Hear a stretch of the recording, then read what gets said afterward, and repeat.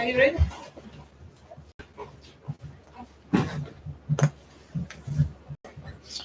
Yeah.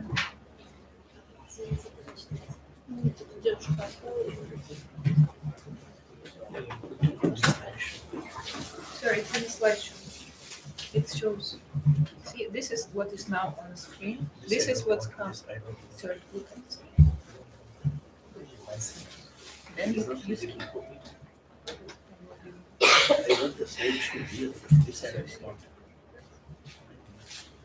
But it is not possible. That's how the program is working.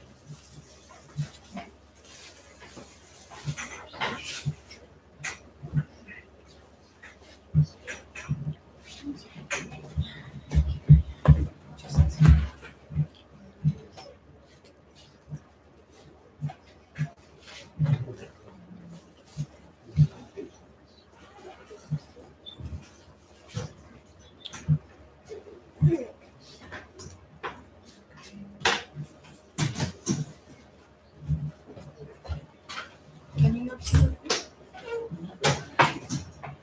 But you know that. You know everything.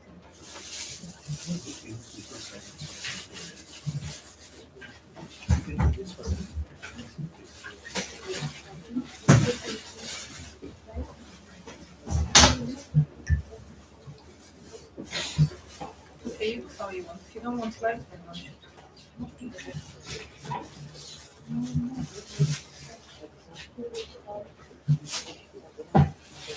Добрый вечер. Добрый вечер, дорогие друзья. Namaste to all of you. Всем намасте. As the whole India is celebrating Diwali festival, Сегодня в Индии, возможно, вы знаете, празднуется Дивали или Дипавали. on that occasion, I wish you the most happy, healthy, and prosperous moments in your life. По случаю этого праздника, этого индийского Нового года и праздника огней, я желаю всем вам счастливой жизни, наполненной здоровьем and professional use also. Да, наполненной здоровьем и профессиональным успехом. Спасибо. And hearty welcome to all of you. Я сердечно приветствую всех вас. On this occasion, we would like to discuss on how the diet pattern has to be followed in our life. Сегодня в честь этого праздника я хочу обсудить с вами правильный образ жизни, здоровый образ жизни и обсудить, как нужно правильно питаться. And every day there will be a lot of discussion on which kind of food is to be taken, how much food is to be taken, and food is to be taken. Can I just first introduce you? Okay, I'll translate it.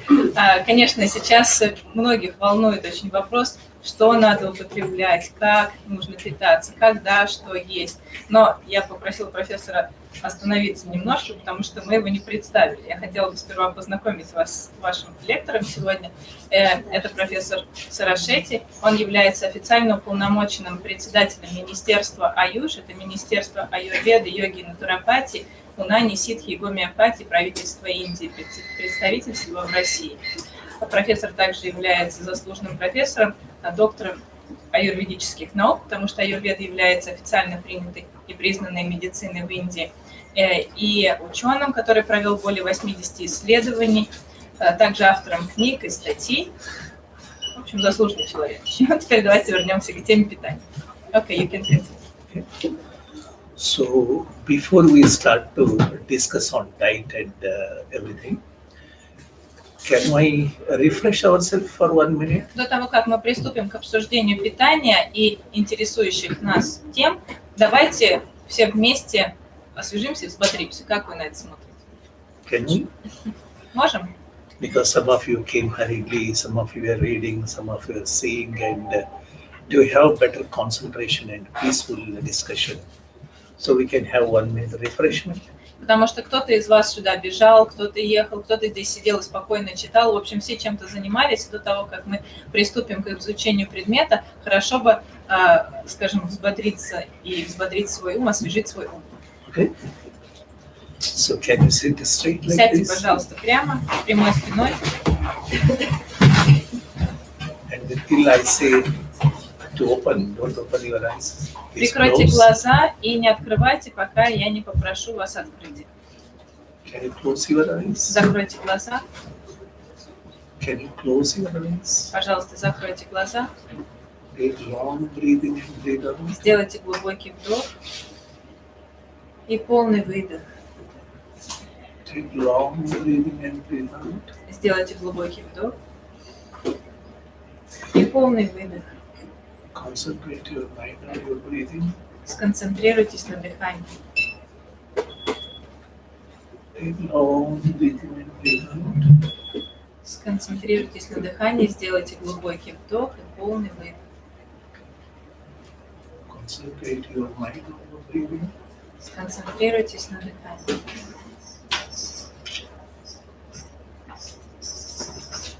Take long breathing and breathe out.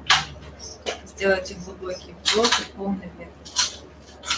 Concentrate your mind on your respiration. Сконцентрируйтесь на дыхании. Feel yourself, your whole body is relaxing. Почувствуйте, все мое тело расслабляется. Feel your whole body is relaxing. Почувствуйте, как расслабляется ваше тело. Take long breathing and breathe out. Сделайте глубокий вдох и полный выдох. Take long breathing and breathe out. Сделайте глубокий вдох и полный выдох. Feel yourself, my whole body and mind are relaxed. Почувствуйте, мое тело и ум расслаблены.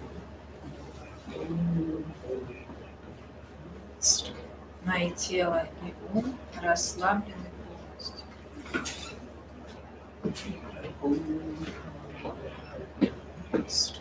Мое тело и ум расслаблены полностью.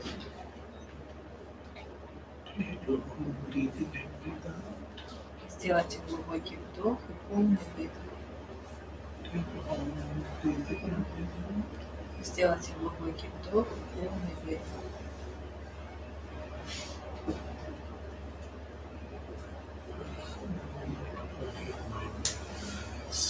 Все мое тело и ум расслаблены полностью. Мое тело и ум расслаблены полностью.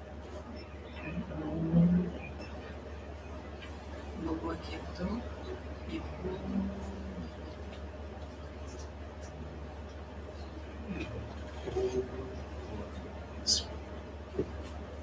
Все мое тело расслаблено полностью.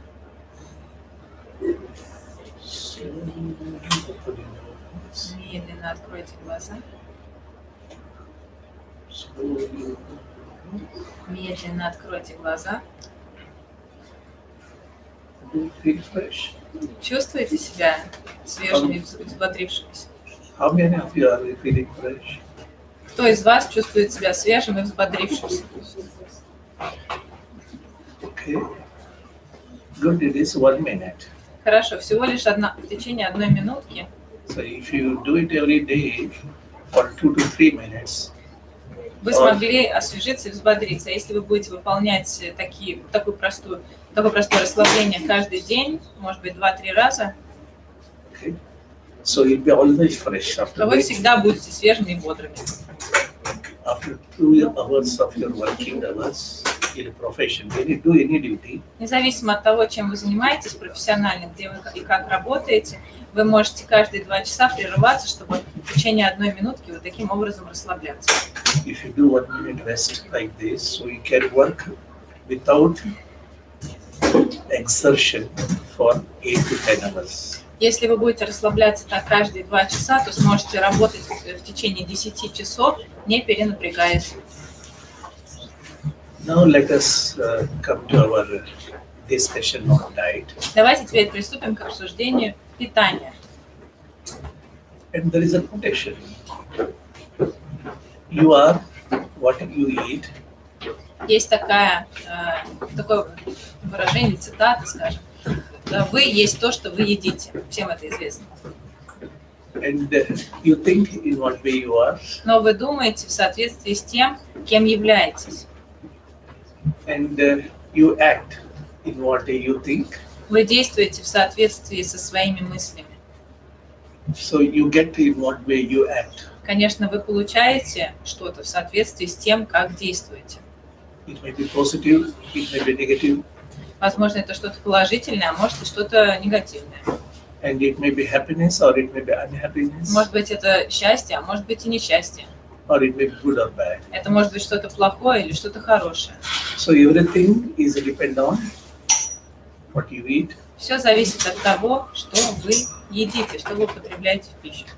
That's why whatever we eat is most important for our health and mind.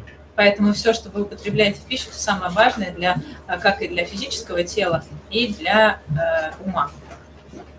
And the quality of our food determines the quality of our thoughts.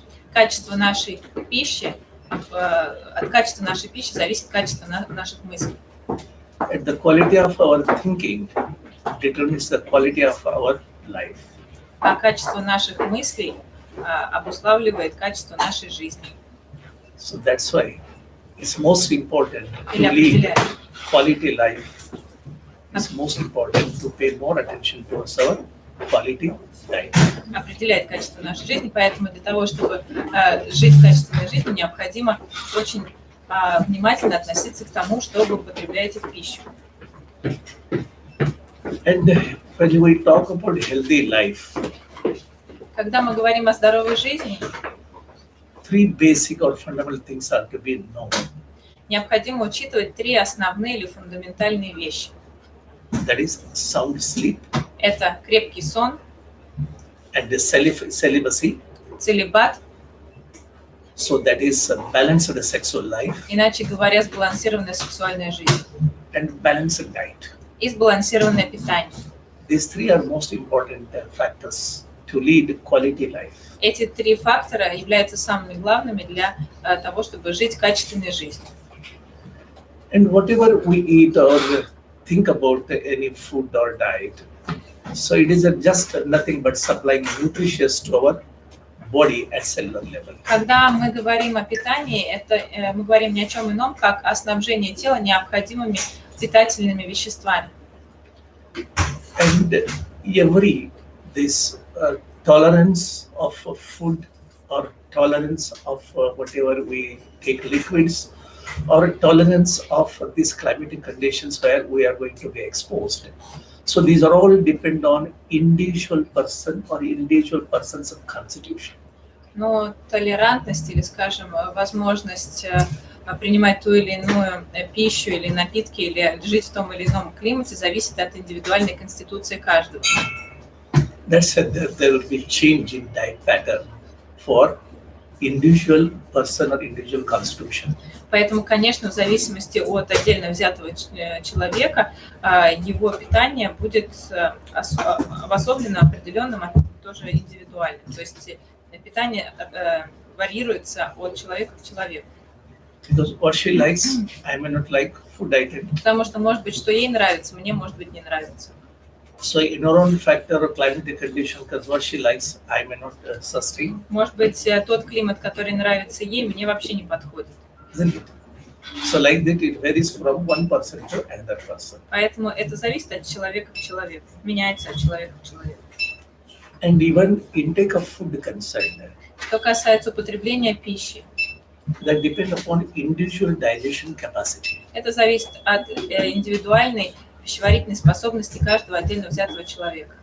Maybe of the same age, Может быть, одного и того же возраста.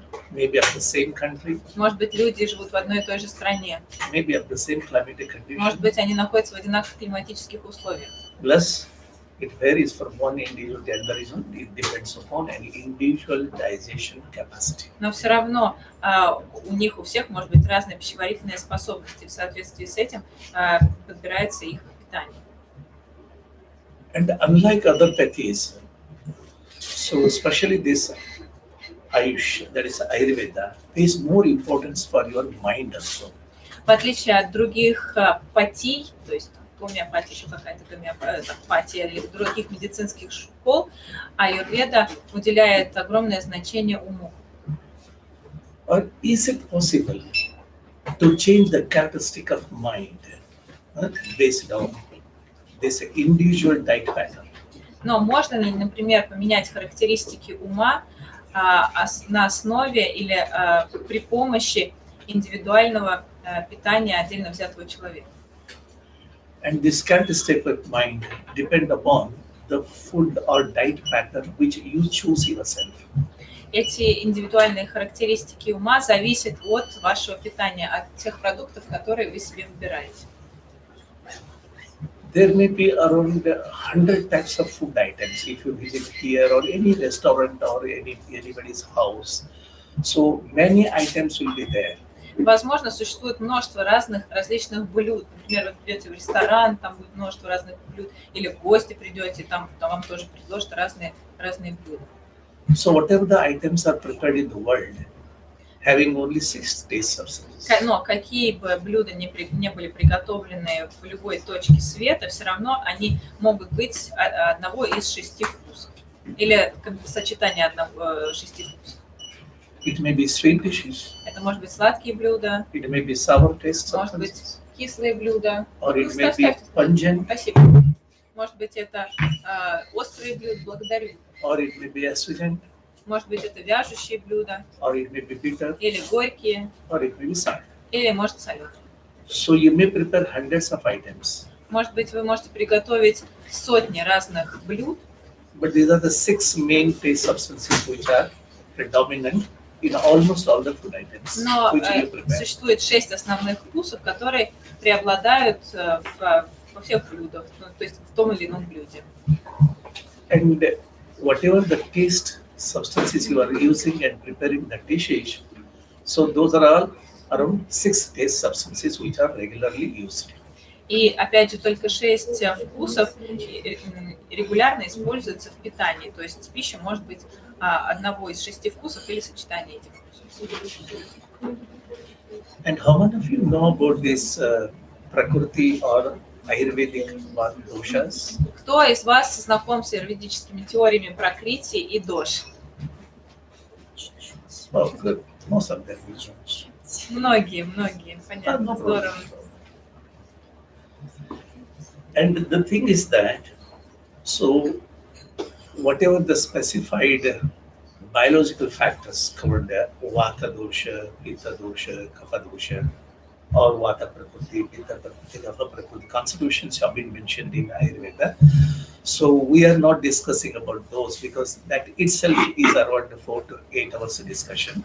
Сегодня мы, конечно, не будем обсуждать с вами биологические факторы вата, питта и кафы. Это то, на чем, можно сказать, тоже основывается одна из теорий аюрведы. Это очень большая тема, нам не хватит, к сожалению, 1,5 часов для того, чтобы включить ее сюда. Okay. So whatever we have specified 6 tastes, out of 6 tastes, sweet, sour and salt, 3 tastes are mentioned for specifying Vata dosha. Но тем, кто знаком с этой теорией, будет полезно знать, что из 6 вкусов сладкий, кислый и соленый успокаивают вата дошу. And sweet, bitter and astringent taste are going to pacify Pitta dosha. Сладкий, горький и вяжущий вкусы успокаивают питта дошу. And pungent, bitter and astringent taste are pacifying Kapha dosha. Острый, горький и вяжущий вкус успокаивают капха дошу. So that's why it is mentioned that you should not eat only particular taste substances more. Поэтому и говорится, что не следует употреблять пищу одного вкуса, не следует основывать свою диету на пище одного вкуса.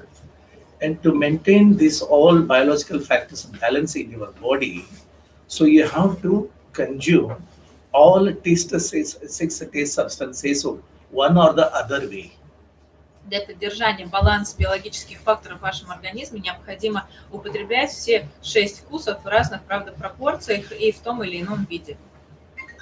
So that's why we should not eat only sweet items, we should not eat only salty, we should not eat only bitter, we should not eat only astringent, we should not eat only spicy and pungent.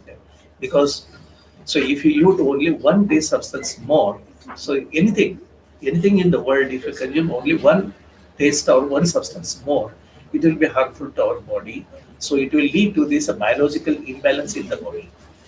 Поэтому не следует никогда основывать свое питание исключительно на одном вкусе, есть только сладкое, или только соленое, или только кислое, или только горькое, или только вяжущее, или только острое. Потому что если вы будете употреблять пищу только одного вкуса, это приведет к дисбалансу биологических факторов. So there are certain rules or certain principles which I have to follow, either to eat or to prepare. Поэтому есть определенные правила, которым следует следователи применять для поддержания баланса этих самых биологических факторов. Имеется в виду правила приготовления пищи, употребления пищи. For example, by nature, black gram is heavy for digestion. Например, по своей природе, черный маш тяжелый. So how it is to be consumed in changing its form, and that depend upon individual who are having very good digestion capacity, they can consume in sufficient quantity. Who are having less digestion capacity, they have to think about that. It is a heavy, so consume less quantity. То есть каким образом тогда можно его употреблять? Те люди, у которых хорошая сила пищеварения, могут в достаточном количестве употреблять черный маш. Те же, у которых слабое пищеварение, должны уже задумываться о том, что это тяжелый продукт, значит, надо употреблять совсем чуть-чуть. So even pork meat is a heavy and deer meat is a light. Или, например, свинина – это тяжелый продукт, а оленина – это легкий. So which are naturally light in its nature for digestion and which are heavy in its nature. So you have to think how it is to be prepared and how much it is to be taken as per the digestion. Поэтому необходимо учитывать качество пищи и, соответственно, употреблять ее в соответствии со своей пищеварительной способностью, то есть оценивать, насколько тяжелые продукты или легкие, и в соответствии с этим уже определять количество ее употребления. And there are certain processing techniques by which the quality will be modified. Опять же, существуют определенные техники обработки пищи, которые помогают изменить ее качество. For example, by churning. So, for example, curd. Curd is heavy in the night; it should not be taken, and it increases the kapha biological factor in the body. Например, простоквашу не рекомендуется есть вечером, потому что она увеличивает капху в теле. Простоквашу или кисломолочные продукты. Это тяжелый продукт.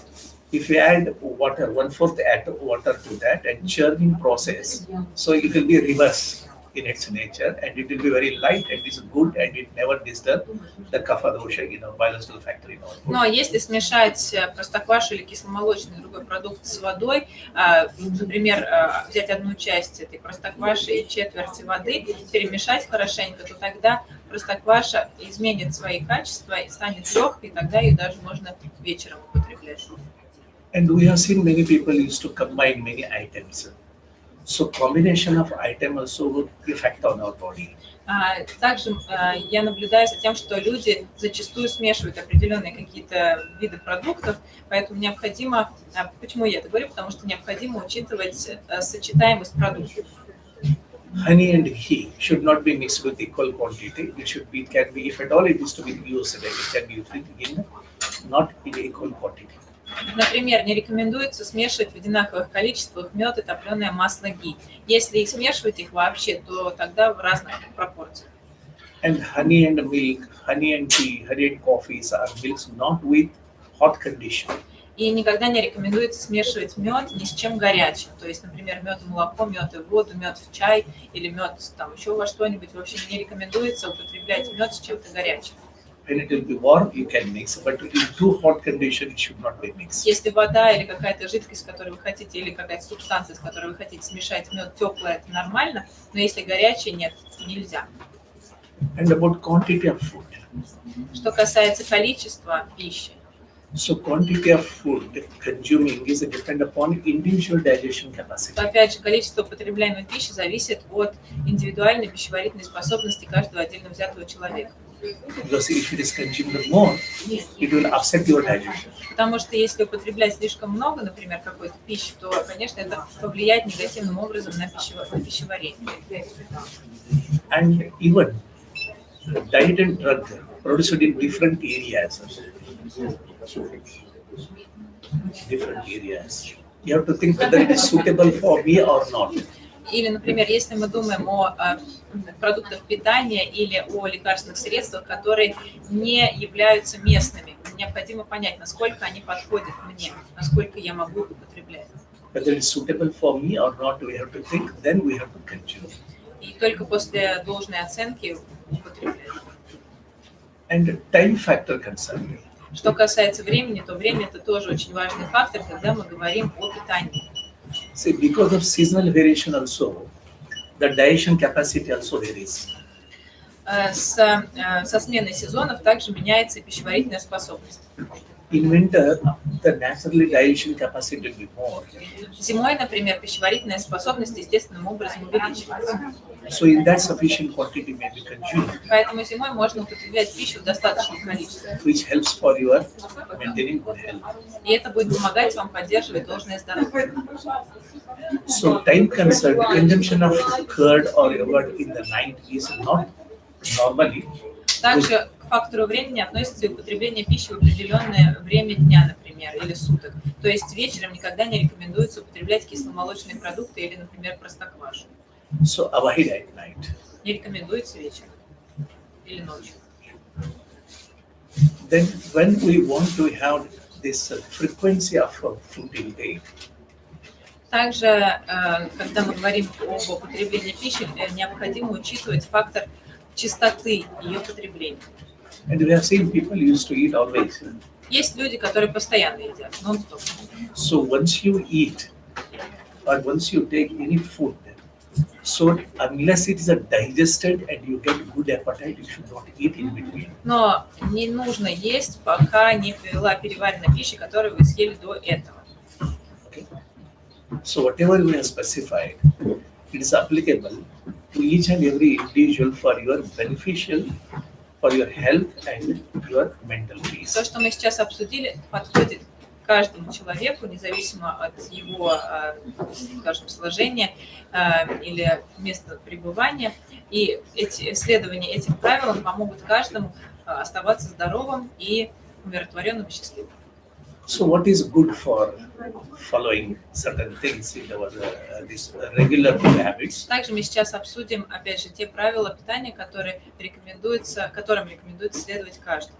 It is always good to follow fresh, warm, and unctuous and antagonist, not antagonist to our body.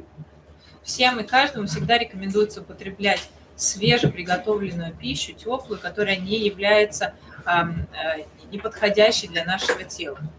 That is which is suitable to your physical body and mental factor. Это означает та пища, которая подходит как физическому телу, так и уму.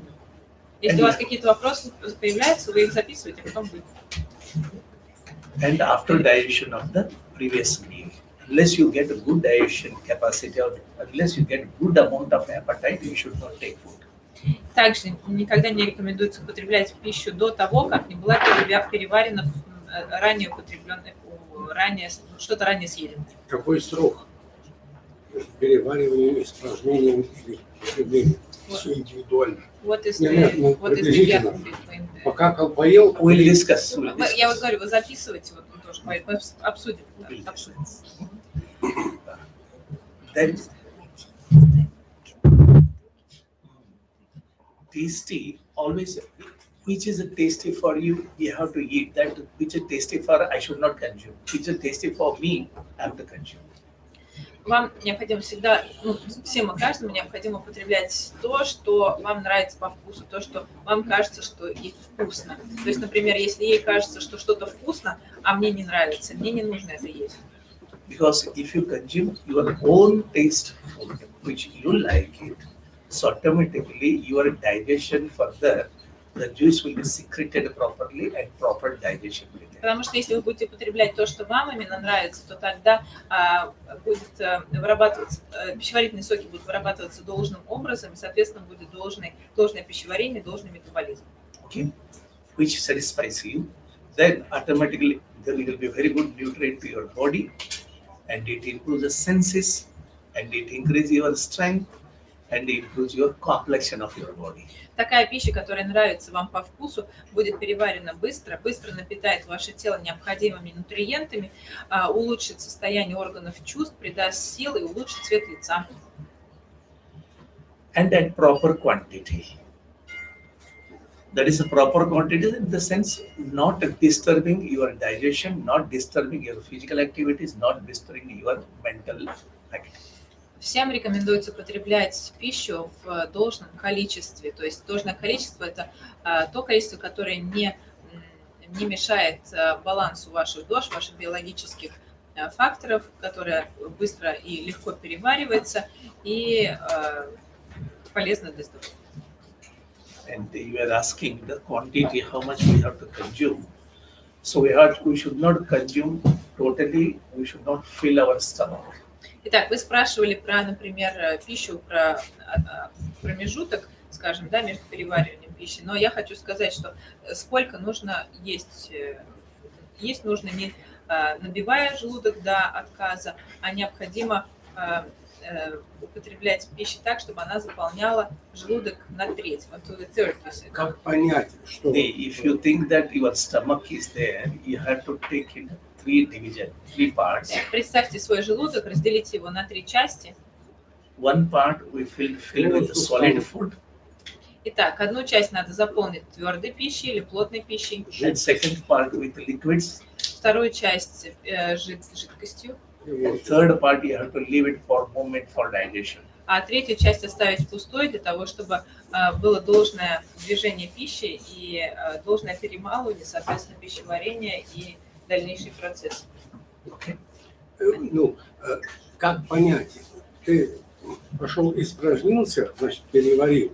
How to Или understand по that the времени? food is digested. That I'm discussing. Сейчас я вам расскажу. We'll discuss how to identify that your food is digested. Я вам расскажу, как понять, что пища Not переварилась digested. или не переварилась. We'll discuss. Это я все расскажу. Okay. And certain disciplines are to be followed. Итак, следует следовать, или есть определенные дисциплины, которым рекомендуется придерживаться в питании. Not that with hurry going to take food without anything, because we have to be very disciplined when we have to take our food. Питаться следует не на ходу, не на лету, не подбегать и не атаковать кастрюлю, а все-таки следовать какой-то дисциплине. Because we have seen many people. You have to prepare your physical and mental faculty to take your food. Потому что, как я уже замечаю, что многие так себя ведут, поэтому я и говорю, что нужно все-таки подготовиться к приему пищи, как физически, так и психически. Cleanliness is not in the only hand wash. Когда я говорю о чистоте, которой следует придерживаться, конечно, которую необходимо соблюдать, это не только гигиеническая чистота, это не просто помыть руки. Clean with the mind and physic. А необходимо поддерживать чистоту ума тоже. Because I have seen many people operating like this and sometimes going here and eating like this and operating mobile and laptop and eating like this. Sometimes they forget to keep hand like this and operating like this. Я вот смотрю, как люди здесь едят. В одной руке телефон, в другой руке что-то съестное. И вот они сидят и едят. Непонятно, что они едят, вот сидят и едят. Because every day I'm observing in my restaurant of my university. Я это каждый день в университетской столовой наблюдаю. So place of this taking food also, it should be a peaceful place and beautiful and neat and clean place must be selected for taking food. Место, очень важно место употребления пищи. То есть то, где вы употребляете пищу, это место должно быть чистым, светлым, приятной атмосферой. And mind must be peaceful while taking food. Во время потребления пищи вы должны находиться в умиротворенном состоянии ума. And there must be a melodious music which soothes our mind. Желательно, чтобы играла мелодичная музыка, которая будет успокаивать и смягчать ум. not with rock and pop music а не рок и поп while taking food. во время потребления пищи. Just to drink and chill out and dance, that rock, pop and this rock musics are better. Конечно, для того, чтобы потанцевать или почилить, подходит и поп, и рок, но не для употребления пищи. For eating food, peaceful mind, peaceful, when melodious music must be there to take food. Но для употребления пищи, конечно, необходимо находиться в умиротворенном состоянии ума, и поддерживать это умиротворенное состояние ума можно при помощи мелодичной и спокойной музыки. And while taking food, we should not talk, laugh, and dance. Конечно, во время употребления пищи тоже не рекомендуется танцевать, смеяться громко, болтать. And while eating, you have to eat slow and steadily, not too fast and too slow. Есть нужно не слишком быстро, не слишком медленно, а размеренно. Спасибо. Because eating, it will not be, then eating, then that's it. Eating should not be there. So eat slow and steadily with mental Не concentration. надо есть так, чего-то перехватил, потанцевал, потом опять поел, потанцевал, так не надо. And even dress also concerned. Well, neat and clean dress must be there. Что касается вашего внешнего вида, то опять же перед употреблением пищи рекомендуется одеться в чистую, аккуратную одежду. And comfortable. И нужно, чтобы она еще была удобной. And we must be always forget our egoism and we have to express a gratitude. Во время употребления пищи или, скажем, до, а может быть после этого, необходимо выражать благодарность и забыть о том, что вообще у нас есть эго. Isn't it? If someone supplies to your food, oh, спасибо большое. То есть, если вам кто-то, например, что-то предлагает съесть или преподносит есть что-то, надо сказать большое спасибо. Isn't it? She'll be also, I'll be very happy. Я буду счастлив тогда, и тот человек, который мне что-то подносит, тоже обрадуется. So expression of gratitude makes you happy. Выражение благодарности делает нас счастливыми. And praying Lord. Очень полезно молиться. So we have forgotten now. Сейчас мы уже забыли о том, Today, the scientists have done research by praying Lord or chanting some mantras. So how effect on food and water? сейчас мы уже забыли о пользе молитв, но даже уже научно доказано, что воспевание мантр или молитв положительно влияет на пищу, если, например, воспевать или слушать их во время приготовления пищи. Think, God has blessed you. Думайте, Food and my Lord, I'm grateful to you because you have provided food. I am taking this food for my health, good health, and serving the people in the world. следует думать так, перед употреблением пищи можно произнести такую молитву. Мой дорогой Господь, я благодарен Тебе за ту пищу, которую Ты даешь мне, и я буду употреблять ее для того, чтобы быть здоровым и служить человечеству. People are thinking, hey, I am doing my job, I am earning money, paying money, getting food and eating. Who is that Lord? А люди сейчас так думают, да, что я работаю, я тут зарабатываю, я тут покупаю и ем свою еду. Причем тут Бог? That creates egoism. Это только взращивает эгоизм. That creates a negativism. И негативизм или негативное состояние. So your hormonal balance will be imbalanced in your body. А как результат это все приводит к гормональному дисбалансу. Probably, I'll tell you, discuss with you how positive and negative affects on hormones and immunity, resistance power. Сейчас вскоре я расскажу вам о том, как положительное или негативное влияет на иммунитет, силы сопротивляемости и гормональный баланс. So what precautions are to be followed? Итак, какие меры предосторожности следует учитывать, когда мы говорим о правильном питании? Number one, Первое. without getting good appetite, we should not eat. Не нужно есть, если нет хорошего аппетита. And more or less quantity than the required quantity should not be taken. Не нужно есть меньше или больше, чем нужно. of wholesome and unwholesome should be identified. Suitable and unsuitability for you should be identified. До употребления пищи необходимо понять, какая полезная и какая не полезная для меня конкретно, мне конкретно. Though you like particular food items, you should not eat when you have got indigestion. Несмотря на то, что вам нравятся, может быть, какие-то блюда или что-то вы хотите глазами, скажем, съесть, но если у вас не сварение, например, если не переварилось еще то, что было съедено ранее, не следует что-то употреблять. Against the seasonal item, against the timing, against your mind, against your constitution should not be taken. Не следует употреблять ту пищу, которая не подходит к вашей конституции, вашему индивидуальному строению тела, не подходит по сезону, не подходит по времени дня, не сочетается с какими-то другими продуктами, которые вы тоже хотите съесть, или не подходит вашему состоянию ума, вашему уму.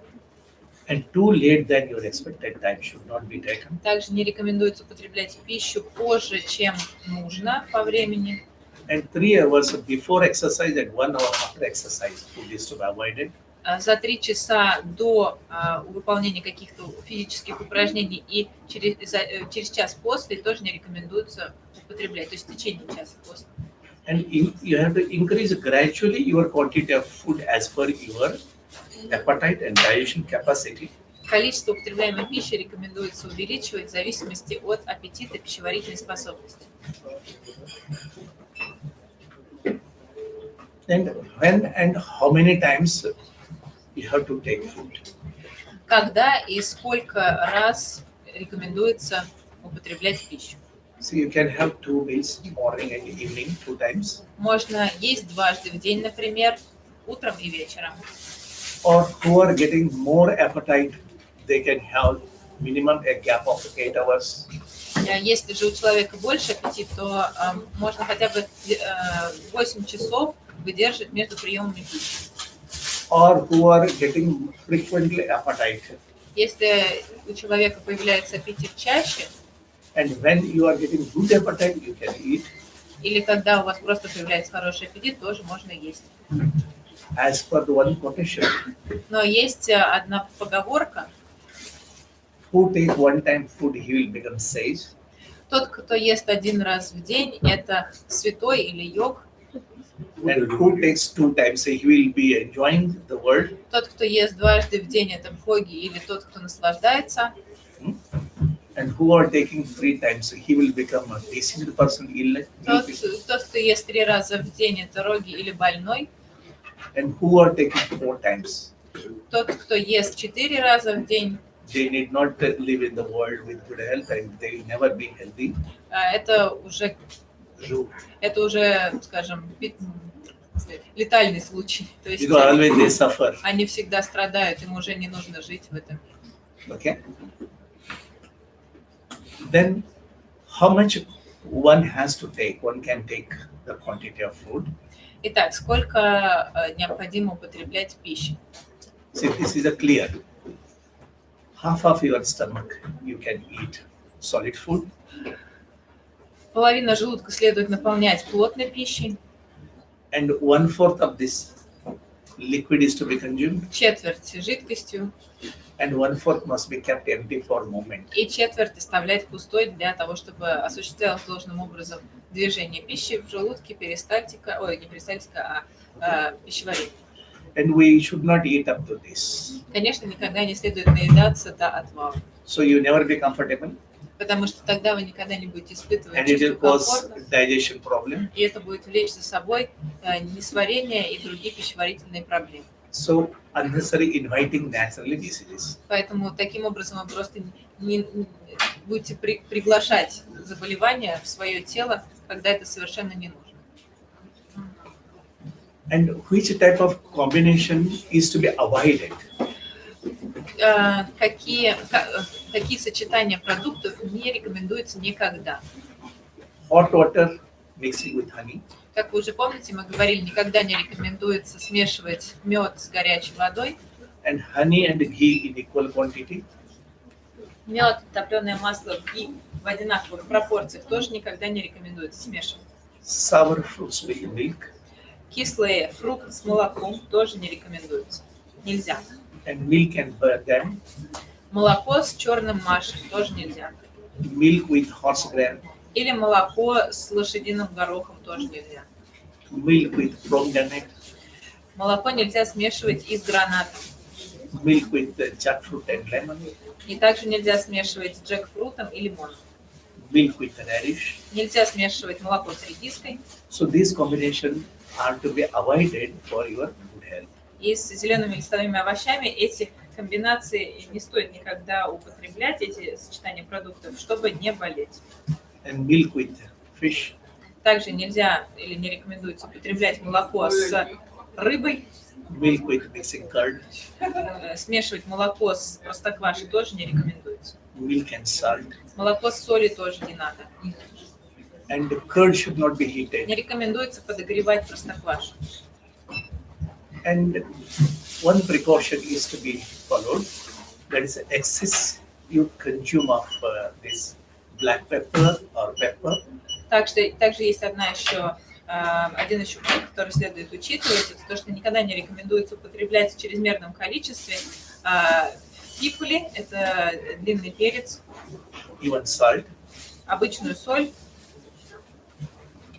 и еще 3 компонента, которые все равно у нас не продаются. And what is the role of water? Давайте сейчас обсудим воду, главную роль воды. Always hot water is consumed whenever you are taking oily or ghee or fatty food or any milk products, dairy products.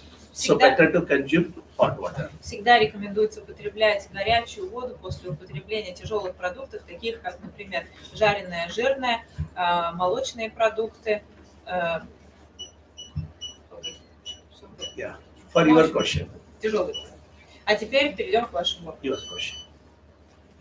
How to identify Как понять, whether your food is properly digested or имеется в not? виду к вашему конкретно, а все остальные мы потом У обсудим. меня Как- много вопросов. Понятно, хорошо. Как понять, что пища переварилась? Okay. So once your taken food is digested, so you will have pure air returned from the mouth. Итак, как понять, что пища переварилась? Во-первых, отрыжка будет чистой, без какого-либо привкуса или запаха, Without sour or any bad smell. без какой-то без изжоги, например, какой-то кислотности и без дурного запаха. Обязательно. And you'll not be lethargic, you'll be active enough. Is it necessary that there should be some kind of gas coming out, like burping? Not necessary. Нет. And you'll be active in working, not Вы будете lethargic. полны энтузиазма и будете активны на работе, то есть вы не будете испытывать вялость, And your urges will be natural вы будете справлять нужды в должное время, and feeling должным light. образом и feeling чувствовать light. себя легким. Значит, And you'll be getting properly at the time appetite and thirsty. Вы будете у вас будет в должное время появляться аппетит и жажда, And you feel better in that, cheerful. и вы будете находиться в более приподнятом настроении. So if you eat excess, Если же вы переедаете, what you will find? то каковы симптомы переедания? See, if you eat more than your requirement, Если вы едите больше, чем нужно, you feel heaviness, вы чувствуете тяжесть, feeling obstruction in abdomen, here, блок в животе или там, скажем, непроходимость в животе, sometimes pain in abdomen, иногда даже боль в животе. and saturation of senses. И saturation of senses, that means So senses will be not active and Not you feel active. lethargy. Lethargy. Скажем, тут тогда получается не удовлетворение, не наполнение чувств, а скорее подавление чувств, то есть, которое приводит к вялости. And it reduces your thirst and hunger. Снижение аппетита и жажды также указывает на то, что вы переели. And it proper quantity of food if you take, how it will be, how you will identify. А как понять, что вы съели столько, сколько нужно? So if you have taken proper quantity of food, feeling always in sitting and standing, lying or movement and all, respiration, feeling very easy. А если вы съели столько, сколько нужно, значит, вы чувствуете себя легко, неважно в каком положении, сидя, стоя, лежа. And your all activity will be very comfortable. Вы будете заниматься какой-то деятельностью, при этом не чувствовать никакого дискомфорта, будете чувствовать себя хорошо. And it will be easily digestible. И, скажем, простое, быстрое и легкое пищеварение также указывает на то, что вы съели должное количество пищи. On contrary, you'll be cheerful. И также вы будете испытывать чувство радости. So it improves your health and strength also. Поэтому употребление должного количества пищи улучшает и здоровье, и добавляет сил. Or if you give less than your requirement quantity. Или если вы едите недостаточное количество пищи, каковы симптомы? So you will not, it doesn't give you satisfaction. Вы не чувствуете удовлетворения. And gradually will lose your strength. Постепенно, если все время не доедать, вы теряете силы, You will lose your resistance power. теряете иммунитет, силы сопротивляемости, And you will lose your complexion. теряете цвет лица. And it decreases your lifespan and sexual power. И, конечно, постоянное недоедание снижает продолжительность жизни и сексуальную силу. And if you eat less than your requirement quantity, Если вы едите меньше, чем нужно, it damages your body, mind, and intellect and senses. это, в общем, рушит весь ваш организм. То есть и ум, и интеллект, и чувства, и еще и тело.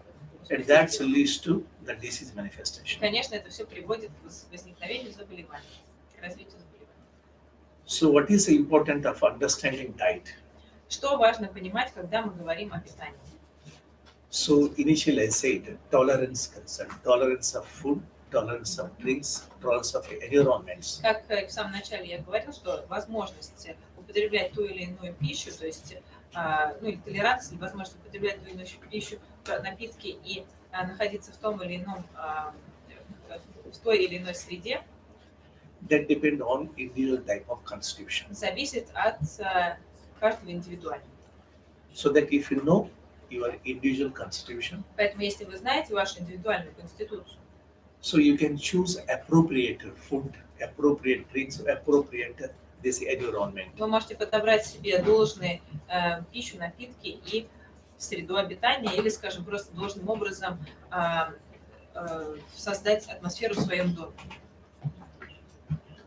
Would you like to know, as per this constitution, what kind of foods are suitable? Вам интересно узнать, какая пища подходит к какой конституции? Просто, может, не все знают, какие вообще конституции бывают. Хотите? Если вы...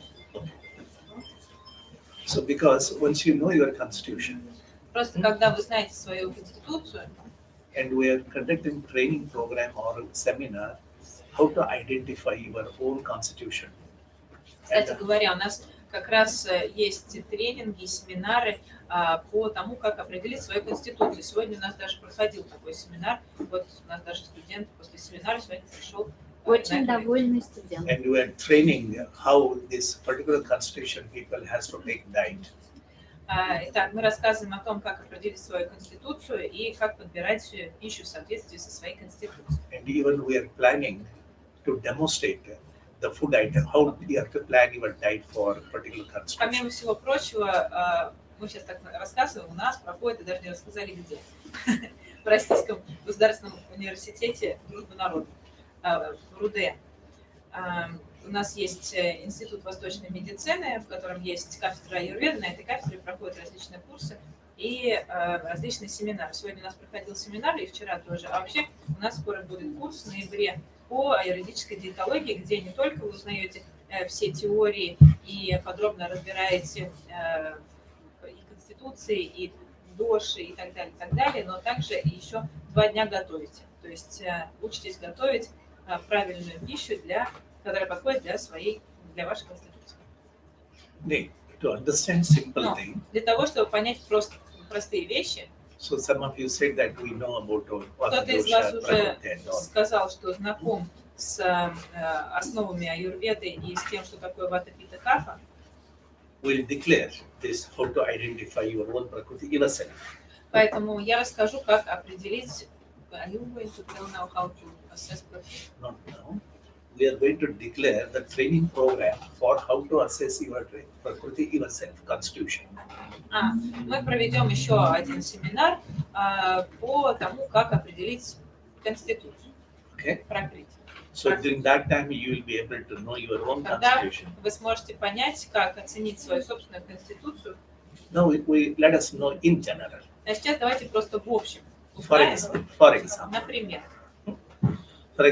if an individual having Vata constitution, например, если у человека конституция типа вата, simple one sentence is enough to understand that if a Vata constitution individual is there, to maintain his good health of that Vata constitution person, so sweet, sour, and salt, 3 taste substances are to be regularly followed to maintain balance. самое главное, что необходимо понять, это то, что для поддержания баланса ваты у человека конституции типа ваты необходимо в основу питания, точнее, необходимо в основу питания вкладывать 3 вкуса, это сладкий, кислый, соленый. Okay. Any item which are available. So out of the available item, you have to select sweet, sour, salty, little bit. So to maintain the balance of that Vata constitution person. Независимо от того, какая пища, необходимо выбирать ее по вкусам. Если человек типа ваты, то людям типа ваты рекомендуется пища сладкого, кислого и соленого вкусов. Именно эти вкусы способствуют поддержанию баланса. And here we have specified some examples. А здесь я указал несколько примеров такой пищи. For example, fruits. Например, фрукты. Banana, berries, apricot, avocado, cherries, coconut, figs, grapes, lemon, mango, sweet melon, maybe taken. Людям типа вата можно употреблять бананы, разные ягоды, абрикосы, авокадо, и вишню, кокосы, инжир, виноград, лимоны, манго, сладкие дыни и можно. And vegetables like asparagus, beetroot, carrot, cucumber, garlic, green beans, and leeks, and sweet potato, and radish, and peas, pumpkin, may be taken. Что касается овощей, то рекомендуется спаржа, свекла, морковь, огурцы, чеснок, зеленая стручковая фасоль, лук-порей, батат, редиска, горошек зеленый и тыква. And legumes are wholesome. Lentils, that is red black, and mung and beans may be taken. Среди бобовых рекомендуется чечевица, красная и черная, бобы мунг или маш и фасоль. And even ghee, buttermilk, and this mayonnaise may be used. А также можно употреблять ги, топленое масло ги, пахту и майонез. And grains like cooked oat, rice, wheat may be taken. Среди злаков рекомендуются приготовленные овес, рис и пшеница. And even if you say this rice or buckwheat or something like that, the taste may be changed as per the need of that particular constitution. Но на самом деле, даже если вы хотите употреблять какие-то продукты, например, которые не так сильно рекомендуются, предположим, гречку, то ее можно приготовить таким образом, что она тоже будет подходить людям конституции типа ваты. And nuts, all in moderate quantity, nuts may be taken. А что касается орехов, то можно все, но в небольших количествах. Animal food like beef, chicken, duck, eggs, seafood, and turkey. Что касается продуктов животного происхождения, то можно есть говядину, курицу, утку, яйца, морепродукты и индейку. And all spices may be taken in moderate quantity, not more. Все специи можно также употреблять, но опять же в небольших количествах. And especially Vata constitution people can comfortably take these oil items. И людям конституции типа вата можно употреблять все виды масел. Oil is very good for that. Потому что масло всегда полезно людям типа вата. And suppose a constitution person having this kapha dosha, kapha prakriti. Предположим, у человека преобладание капхи в конституции. So in one sentence you can think that say pungent, astringent, and bitter taste substances are to pacify and maintain the equilibrium of that constitution person.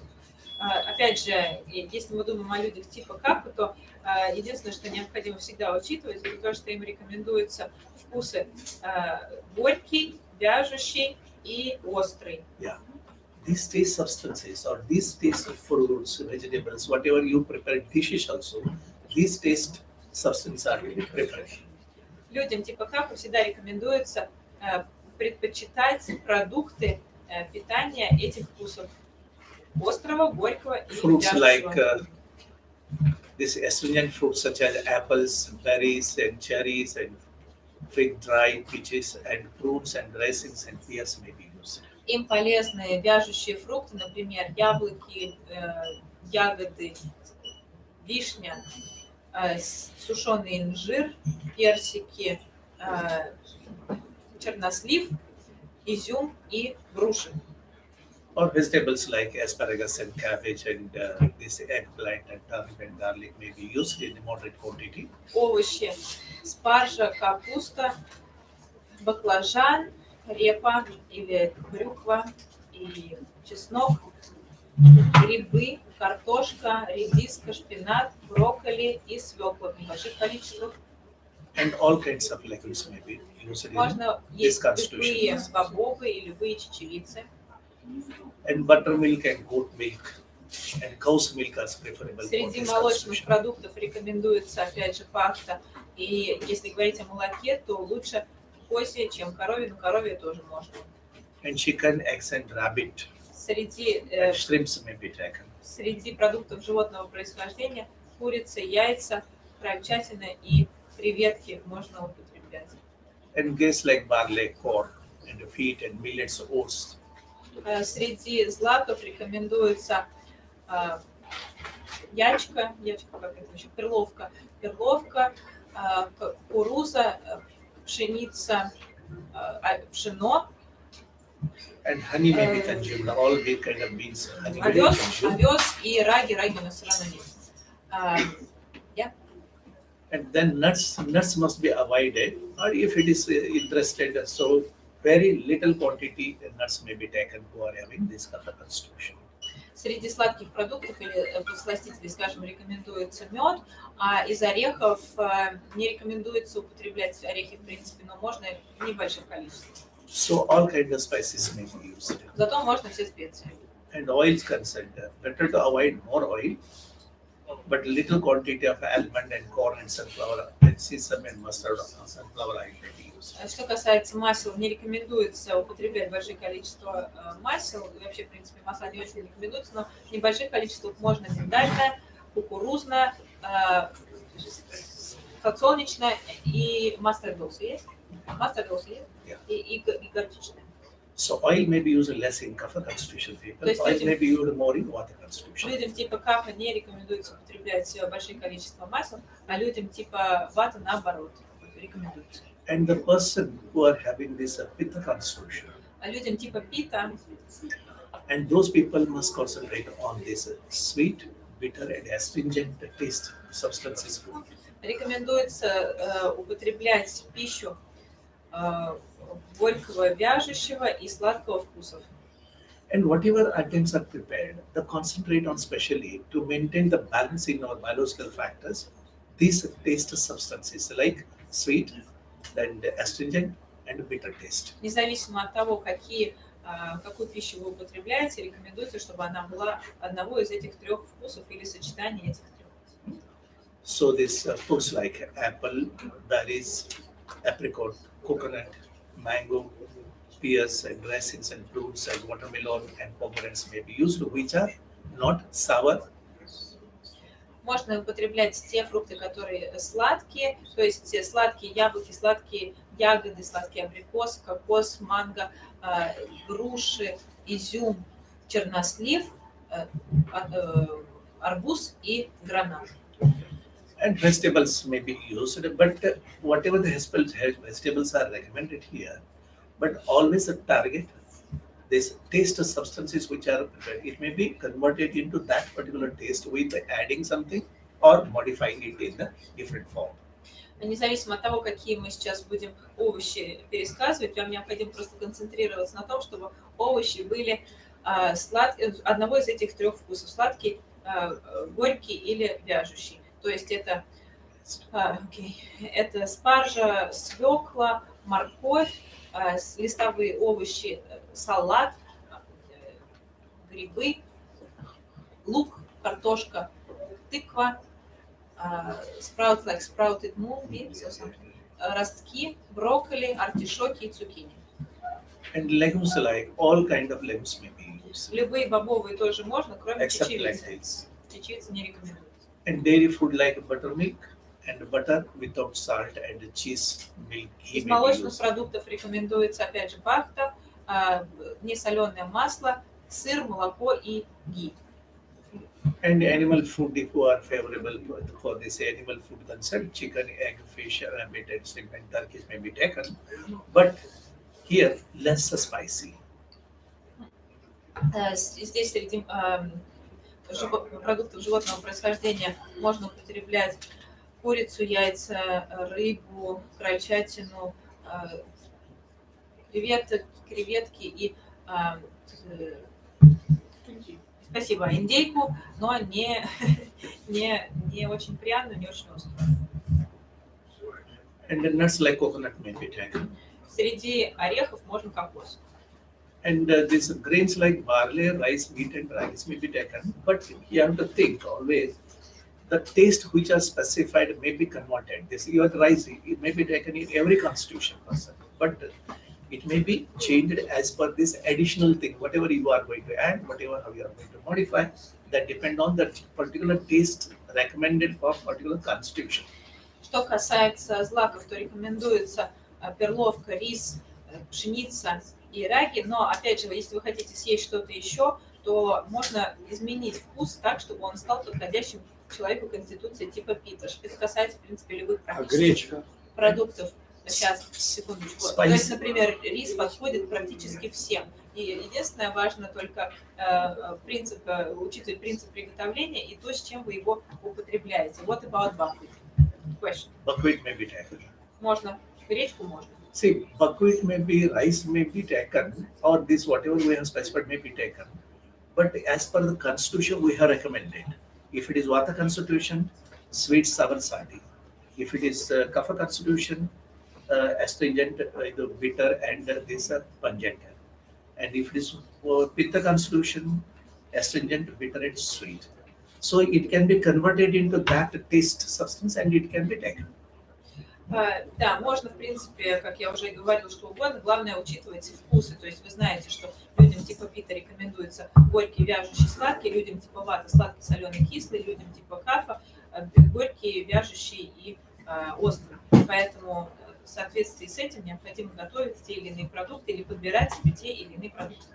And oil like coconut oil, olive oil, and sunflower oil may be taken. Также людям типа пита можно употреблять масла, если масло кокосовое, или ги, или ги Олсона, ги или подсолнечник. And especially this thing, there will be two constitutions. Есть еще двойные конституции. Это So considering this, that combination may be taken. пита кафа и кафа вата. В соответствии с этим также можно подбирать себе пищу. And even considering mind. Что касается ума. So what kind of relation is there, food and mind? Каковы отношения между умом и пищей? Food and mind is most important. Это самое главное. So because what we eat, what you eat, and you think in that way. Потому что, как вы помните, то, что вы употребляете, точнее, ваши мысли зависят от того, что вы употребляете. And what do you think? Как вы помните, то, что you act in that way. Вы действуете в зависимости от того, что у вас в голове, то есть в зависимости от своих мыслей. In what way you act, you get your Вы получаете в соответствии со своими действиями. That's what mind is most important. Поэтому самое главное это ум. And can we be? There are three categories. One, sattvika, very kind, pious, and peaceful mind, and peaceful people. Ум бывает трех видов, или существует три конституции ума. Это сатвичный ум, это идеальная конституция ума, это самые добрые, самые прекрасные люди, So how you select food will become like that mentally. Поэтому если мы будем подбирать пищу, которая обладает качествами саттвы, то тогда, соответственно, и ум наш будет становиться тоже более саттвичным. For example, Например, sattvic. Sattvic means people who are silent, who are pious, which are kind, which are peaceful, and who are stable, and who think and act. итак, сатвичные люди – это спокойные, тихие, добропорядочные, умиротворенные, добрые люди.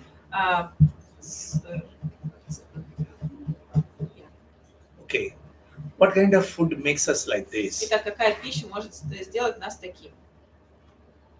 Not or less spicy, Либо совсем не острая и не пряная, либо не сильно острая и пряная. nor or less oily. Либо совсем не жирная и маслянистая, либо немного жирно-маслянистая. And substance which are congenital to your mind.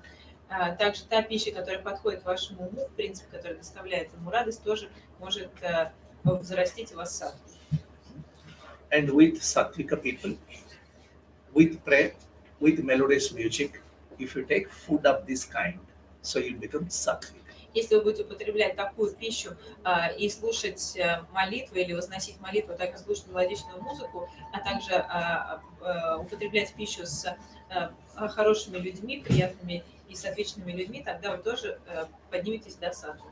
And who takes spicy, who take too hot, too sour, too salty, and too astringent, too pungent.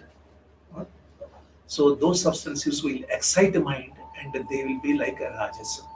Те люди, которые употребляют слишком пряную, слишком острую, слишком горячую, слишком кислую, слишком соленую пищу, которая будоражит ум, взращивают в себе раджас или настроение страсти. Who eat very spicy and with rock music, with pop music. И еще, если употреблять пищу с поп или рок-музыкой на заднем плане, это тоже может увеличить раджас. And mind will be excited, always they will be irritated, they will be angry, they will be excited, they will be tension, and they will be doing many wrong things in their Потому life. что ум будет все время взбудоражен, постоянно взбудоражен, активен, и человек будет совершать неправильный поступок. And then next category comes tamasic. Следующая категория – это пища в тамасе. Too oily, too spicy, tasteless, putrid, and stale food, say heavy food, heavy alcohol, heavy knowledge. Пища в тамасе слишком жирная, слишком маслянистая, слишком острая, слишком пряная или безвкусная, или гнилая, или протухшая, или слишком тяжелая, а также алкоголь. Without concentration, with all this violating atmosphere and violating mind, if they take this kind of food, they will be tamasic. Также поведение или пищевые привычки тоже могут привести к тамасу. То есть если употреблять пищу невнимательно, без концентрации, в недолжной атмосфере, конечно, это все может спровоцировать повышение тамаса. So is it possible to change Возможно ли изменить this psychological constitution of an individual? психологическую конституцию человека? Yes, it is possible. Возможно. That depend on the diet which you take or which you select, and the way you take a diet, in the way you follow the atmosphere and this everything, and that depend upon them the psychology of yours. Можно, конечно, можно. Это зависит от того, что вы употребляете, и также от атмосферы, в которой вы живете. That we can even think and we can see. So based on diet pattern, based on contact, based on the company, based on this particular people and particular atmosphere. So how these all affect on individual psychological constitution. Мы, конечно, замечаем, как привычки питания, как атмосфера и круг общения влияют на состояние человека, ментальное состояние человека. Yeah, over time. You can tell about what? Is it time? Okay. So that food effect, so depend on whatever we take that food, how it affect on. It depends upon Итак, влияние пищи на нас зависит от the stage of the growth, that is ripen and unripen. От того, насколько, например, овощи или фрукты зрелые.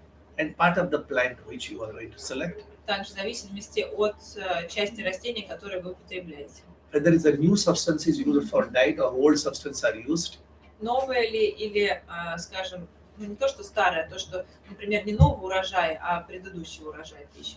And method of preparation, Метод приготовления или обработки, and method of combination, метод сочетания продуктов, and the particular taste substances used in the preparation of diet, различные вкусы или субстанции различных вкусов, которые используются для приготовления того или иного блюда, and individual digestion capacity, индивидуальная способность пищеварения, and the mental attitude while taking the food, психическое состояние во время употребления пищи, and place of the food where you are taking, место, где вы употребляете пищу, and the music which you are going to listen during the музыка, food. которую вы слушаете во время употребления пищи. So this all contributes in the effect of food to your body and Все это mind. влияет на то, как пища влияет на наше тело.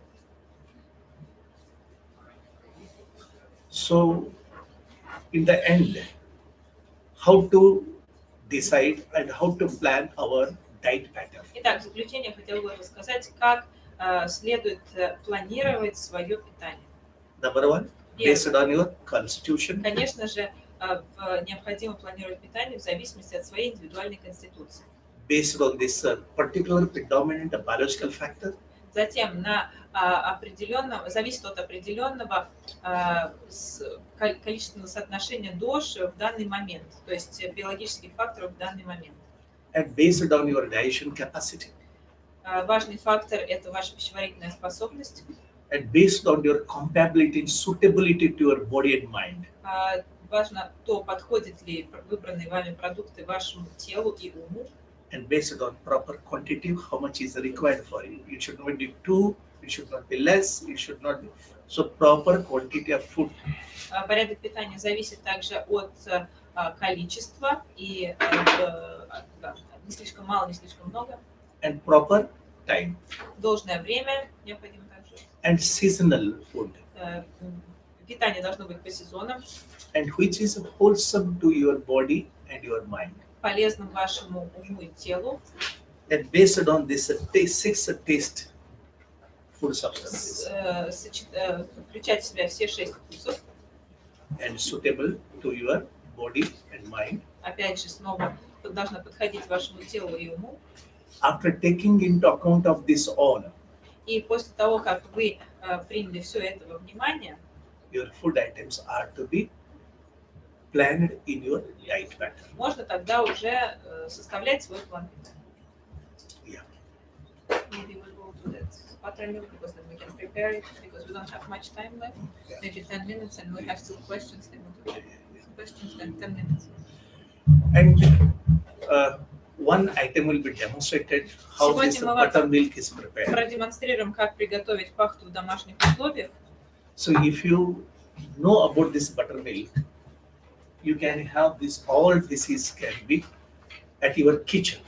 Если вы научитесь готовить обычную пахту, то тогда сможете бороться с следующими заболеваниями прямо на своей кухне. Заболевания это дизентерия или диарея, солнечные ожоги, обезвоживание, синдром раздраженного кишечника, темные пятна на лице, менструальные боли, запоры, повышенная кислотность, потеря цвета лица, жжение на поверхности головы, геморрой,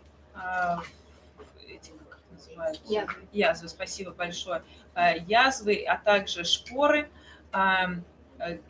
гипертония, лактоинтолерантность или непереносимость молока. Это укрепляет кости и устраняет thrush, that is like the inside the thrush, и бактериальные заболевания на поверхности неба.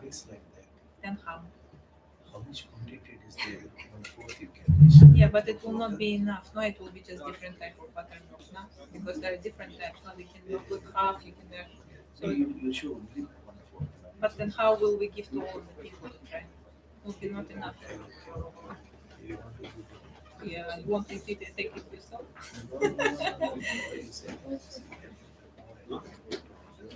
Okay, no? So we can go ahead with it. Okay, no? Okay, what is the quantity? Is the recommended quantity? Is what quantity? Suppose if you are taking 100 ml of this curd, you can add 25 ml of water and then you can churn it and you, because to distribute you all she is going to prepare like this. But at your house you can prepare 100 ml curd and 25 ml water and churn it. And once churning process is over, the curd effect is different, and after churning, the buttermilk effect is different. So with one buttermilk, see with this all disease can be controlled at your house, but provided with the different combinations. So sometimes you have to add cumin seeds, sometimes you have to add coriander, sometimes you have to add sugar and salt, sometimes you have to add this asafoetida. So with the different adding for improving your digestion, improving your appetite, even in piles and even in this constipation. And one thing is to be noted: if you drink everyday buttermilk, how many of you are following English here? I just have a Can you question. come here and let us prepare Давайте я it? переведу, а потом вы зададите вопрос. What are you doing?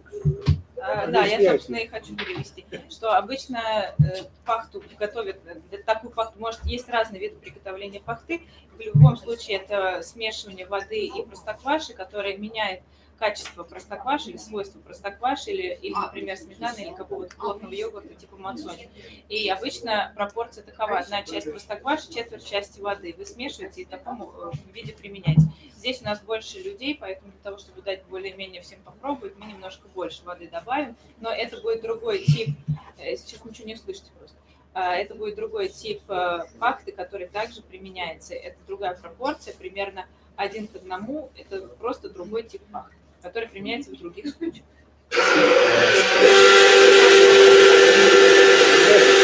Растворить можно и сметану, и простоквашу. So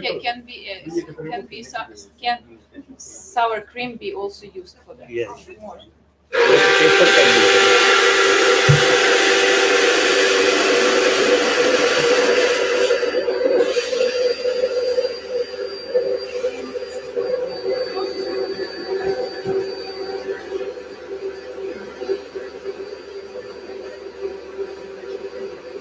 See, it's enough. See, try to listen one thing. Because if you drink buttermilk, it builds up your intestinal bacteria flora, and your intestinal bacteria gut, that is called gut and bacteria flora. And if the bacterial flora is well maintained, your immunity will be well maintained. There is a 90% your immune system is depend on one hormones, and second is this intestinal guts. So if your gut is maintained, that is intestinal bacterial flora is maintained, so your resistance power will be well maintained. That's why we strongly recommend, rather than consuming smetana, kefir, and this curd, if you drink buttermilk, so it will be far better for your good health and even resistance power. Итак, еще профессор до этого говорил, что можно в зависимости от ваших жалоб, например, добавлять в пахту какие-то ингредиенты, например, кумин или мяту, или черный перец, или имбирь, или еще какие-то другие ингредиенты. А сейчас сказал о том, что в отличие от других молочных продуктов, пахта является очень легкой, легко переваривается, ее можно употреблять в любое время дня или вечером. И она способствует нормализации баланса микрофлоры кишечника и, соответственно, является лучше многих, например, лекарств и способствует поддержанию здоровой флоры. And to this buttermilk, you can add even salt, pepper, and even sugar. Вы можете based on добавлять your в пахту taste. соль, сахар, перец. And for your improving your appetite and the digestion capacity, you can add pepper and salt. Для того, чтобы улучшить пищеварительную способность, можно добавить перец и соль, например. Употреблять перед едой. Can it be taken before food or after food? After food is good, and even. Would you like to have some?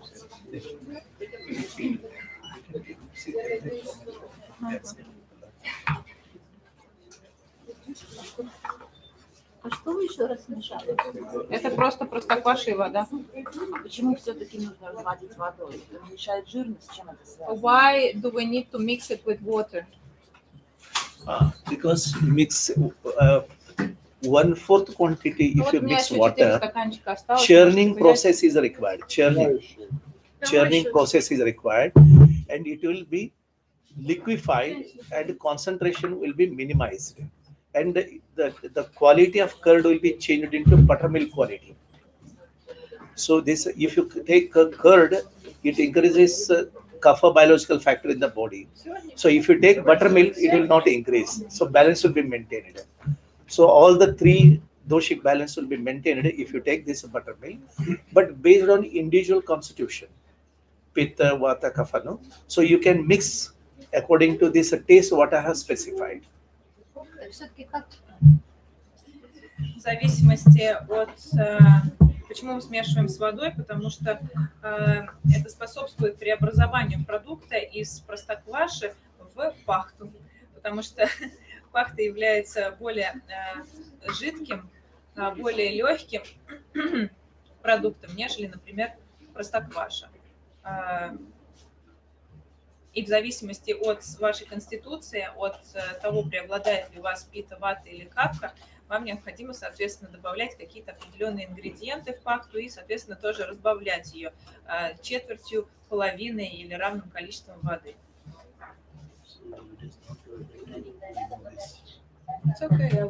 Вопросы. Ну, Еще. предпочтительно 1/4 все-таки But it is always better to mix it with 1/4 of the initial quantity, correct? Yeah. Да. Always it is better. То есть Да. одну часть простокваши, And 4 again, based части on воды. Нет. Одна часть простокваши, четверть части воды.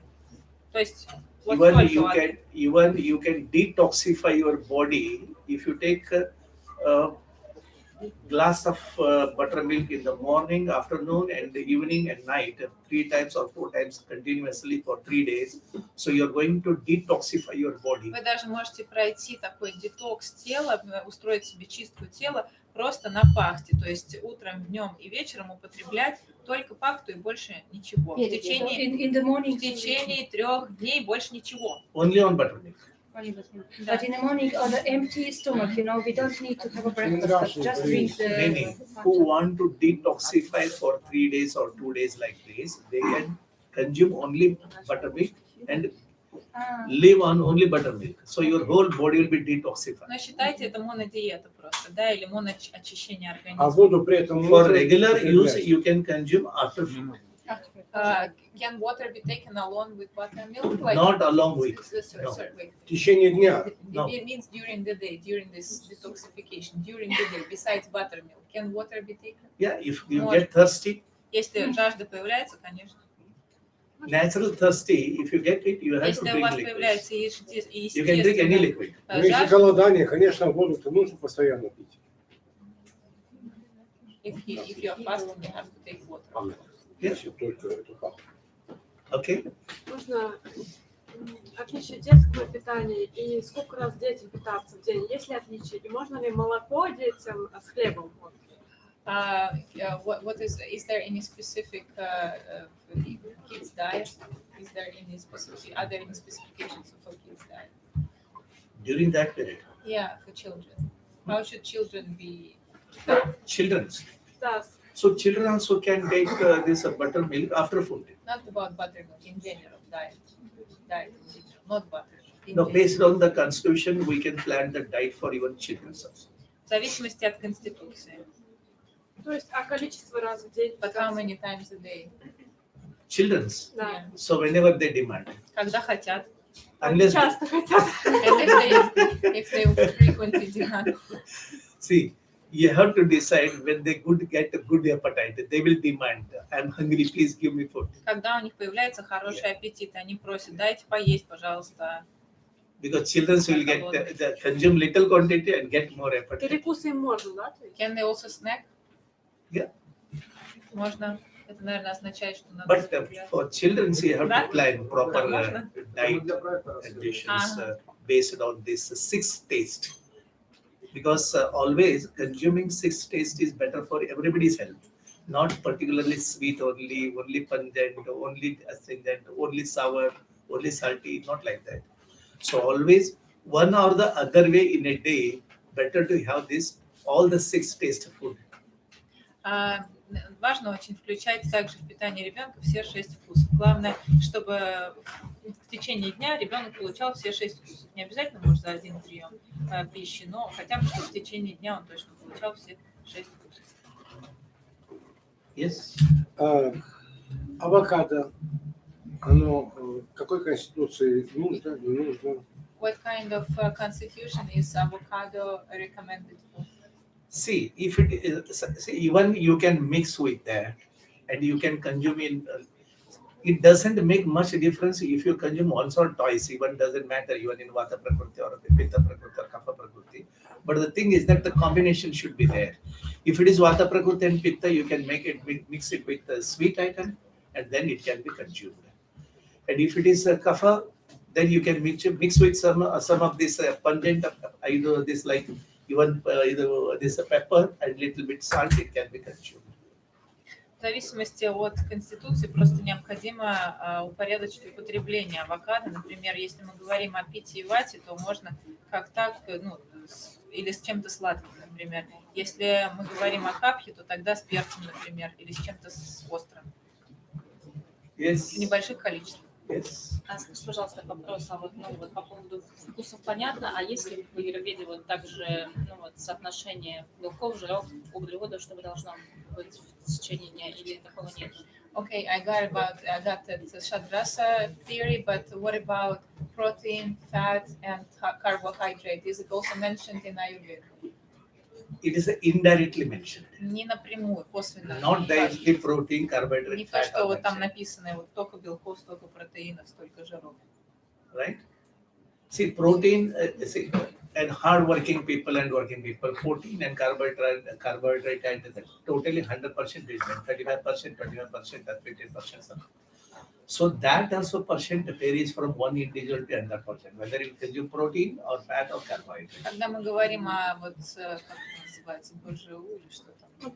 Соотношение, да, Вот, да, БЖУ, то если мы говорим, например, о людях, которые занимаются тяжелой физической работой, то у них один БЖУ, там у людей, которые на стуле стоят, другой БЖУ. Это все зависит, опять же, индивидуально от каждого. And the Ayurveda never specifies that whatever the specification is for you, the same has to be followed to you. No. И в Аюрведе никогда вы не увидите, что рекомендуется одно и то же всем людям. It varies from one individual to Всегда. another. Protein content, carbohydrate, or either fat the requirement. It varies from one individual to another individual. Всегда все очень индивидуально, то есть индивидуальное питание, которое подбирается индивидуально каждому. Isn't it? For hard workers, it is a different. For sitting in a AC room and only operating laptop, the carbohydrate, fat, and protein requirement for them is different. Например, тем, кто занимается тяжелым физическим трудом, у них один БЖУ. Те, кто сидит в кондиционированной комнате и только за компьютером, у них другой БЖУ. Okay? So like that, see, when we say sick taste food in the sense, the protein, carbohydrate, fat, all will be coming in that.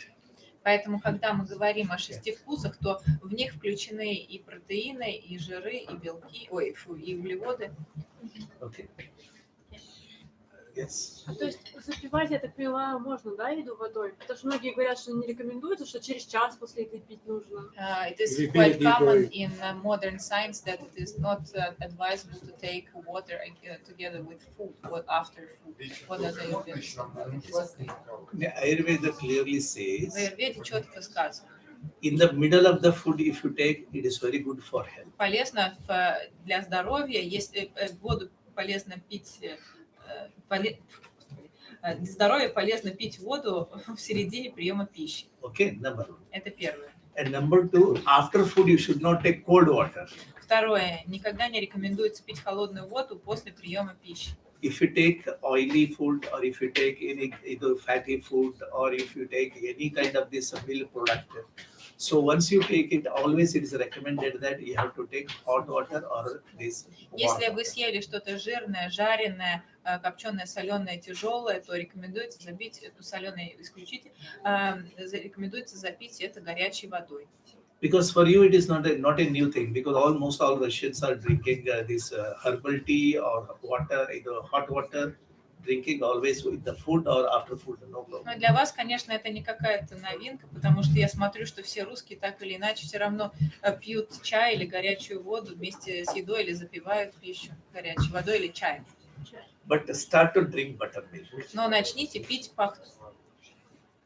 And only on buttermilk it takes 1.5 hour lecture. Я могу вам прочитать лекцию по пахте, только по пахте, и это займет 1,5 часа.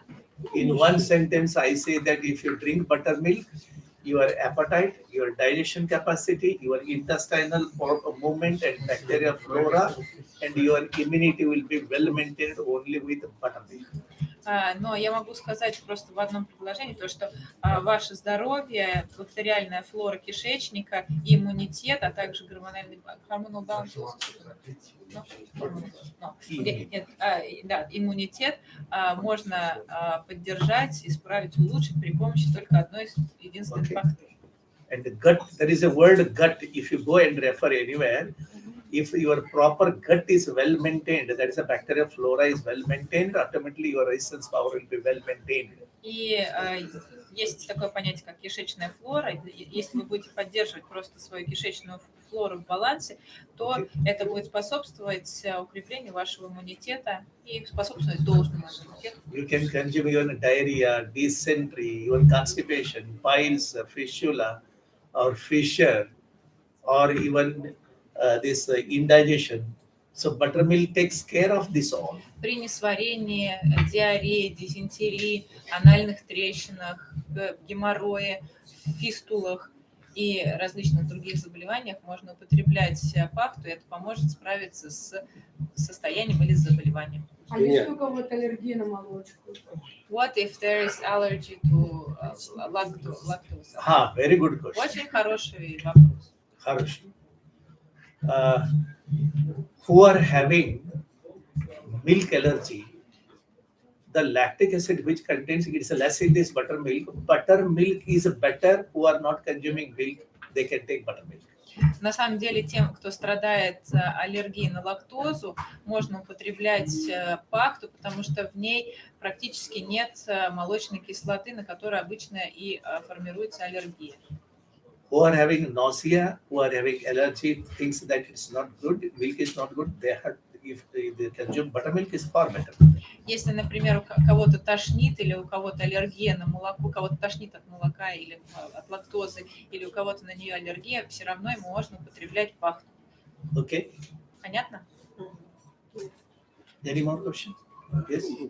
Относительно карии, ну я знаю, что Калия. карий, Карий. куркума, карий. Карий можно добавлять в любую пищу. Can curry be Во added время to any приготовления. Кашу и так далее. masala? Can masala be added to any kind of food? Which masala? Какой карри? Ну, сочетание там. You mean spicy? This Yes. chili powder Yes. and this cardamom Curry powder. and this Сочетание cinnamon. там этих разных. Curry powder. Yeah, little spicy may be added, not more, because that also varies depending on individual constitution. Немножко можно, но опять же это зависит от индивидуальной конституции каждого. Конституции. Хорошо. Относительно, ладно, бог с ним, алкоголя. What about alcohol? Alcohol. Алкоголь. Нет. При Конституции какой это желательно, нежелательно? С чего вы взяли? Потому что сказали. Что? How you take? I will make it. А кто можно, алкоголь нельзя? Давайте я очень много советую. Не пьянство. Извините, One minute. So alcohol, smoking is not good for health. Алкоголь и курение не полезны для здоровья. Isn't it? So we know, but we smoke. We know, we drink. Okay? Но так или иначе, But what is your question? How much alcohol is to be taken? Но так или иначе, все равно, даже мы знаем, это все равно, и все равно курим, и все равно пьем. Или в чем ваш заключается вопрос вообще? You can drink. How much you have to drink is it should Yes, not I affect can your. drink. Я могу пить, но я делаю настойки лекарственных трав. I Там есть make my own градусы. alcoholic drinks. Wine yourself. He is making his own alcohol. Good, very good. I congratulate you. Чего? Он говорит, ну хорошо, May. поздравляю. See, wine is good. Вино See, полезно. Everything is good in a limit. В принципе, все... If you take in a limit quantity, Yes, yes. everything is good. В принципе, все в ограниченных количествах полезно. Yes, of course. Yeah. Простите, а можно вопрос? Последний вопрос. Вот вы говорили, что во время еды воду нежелательно, да, употреблять. Я правильно вас понял? Желательно, да, вместе с водой, правильно? Какой печальный последний вопрос. Слушайте, а нет, он не печальный, я просто See, послушал. there is one quotation I'll tell you. Есть одна цитата или одна, ну, допустим, цитата, да. Выражение. Old выражение, poetry посмотрим. is the best to read. Говорят, что самая лучшая поэзия – это поэзия, проверенными веками, или, скажем, ну, как классическая поэзия, да, старая. Old poetry like Shakespeare poetry Например, Шекспир. and the great poet of Russia, Или Пушкин. Или Pushkin. Или Yeah, Пушкин. Pushkin. So old poetry and old wood is best to burn. Самая лучшая древесина, старая, просушенная, хорошо, она лучше всего горит. Old friends of boyhood friends are best to trust. Самые лучшие друзья, старые друзья, которые с детства, им можно доверять. Old wine is best to drink. Самое лучшее вино выдержанное.